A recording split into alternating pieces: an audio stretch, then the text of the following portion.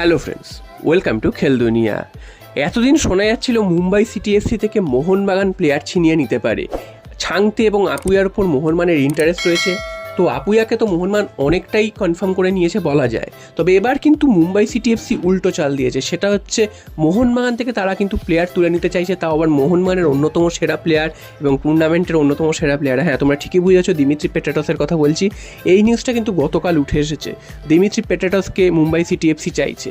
তো দিমিত্রি পেট্রাটসের সাথে কিন্তু মোহনবাগানের এখনও কন্ট্রাক্ট রয়েছে, তো দিমিত্রি পেট্রাটসকে অত সহজে মোহনবাগান থেকে তোলা যাবে না।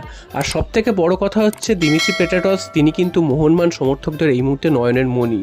সোনি ব্যারেটোর পর দিমিত্রি পেট্রাটসকেই মোহনবাগান সমর্থকরা তাদের নিজেদের সবথেকে বেশি ভালো প্লেয়ার হিসেবে তারা গণ্য করছে এবং তাকে কিন্তু তারা তাদের মণিকোঠায় বসিয়ে দিয়েছে। তো এরকম একজন প্লেয়ারকে মোহনবাগান থেকে তুলে নিতে পারে মুম্বাই সিটি এফসি, এই খবরটা গতকাল বেরিয়ে আসার পরই কিন্তু সবাই অবাক হয়ে গেছিল। তবে তোমাদের জানিয়ে রাখি, এই খবরটা বেরিয়ে এসছে ঠিকই, তবে এই খবরটার কোনো সত্যতা নেই।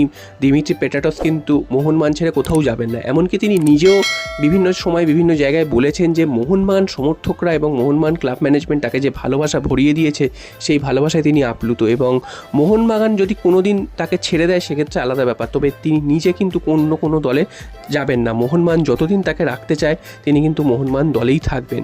এবং ইস্টবেঙ্গলে যাওয়ার প্রসঙ্গ উঠেছিল এর আগে, তার ইস্টবেঙ্গল থেকে নাকি অফার এসছে, ইস্টবেঙ্গল তাকে নিতে চাইছে। তো সেই প্রসঙ্গেও দিমিত্রি পেট্রাটস বলেছে যে মোহনবাগানের শত্রু ক্লাবে তিনি কিন্তু কখনো যাবেন না, এমনকি তাকে ব্ল্যাঙ্ক চেক দিলে বা বিশাল অঙ্কের টাকা অফার করলেও তিনি কিন্তু মোহনবাগান ছেড়ে কখনো যাবেন না।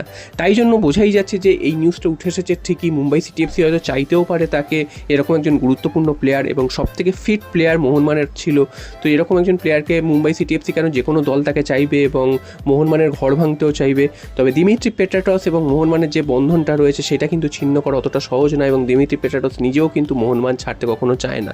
তো একটা বিশাল পরিমাণের হয়তো ট্রান্সফার ফিরও অফার করতে পারে মুম্বাই সিটি এফসি, তবে যা সম্পর্ক মোহনবাগানের সাথে দিমিত্রি পেট্রাটসের, তাতে কিন্তু মোহনবাগান ছেড়ে তার অন্য কোনো দলে যাওয়া প্রায় অসম্ভবই বলা যায়।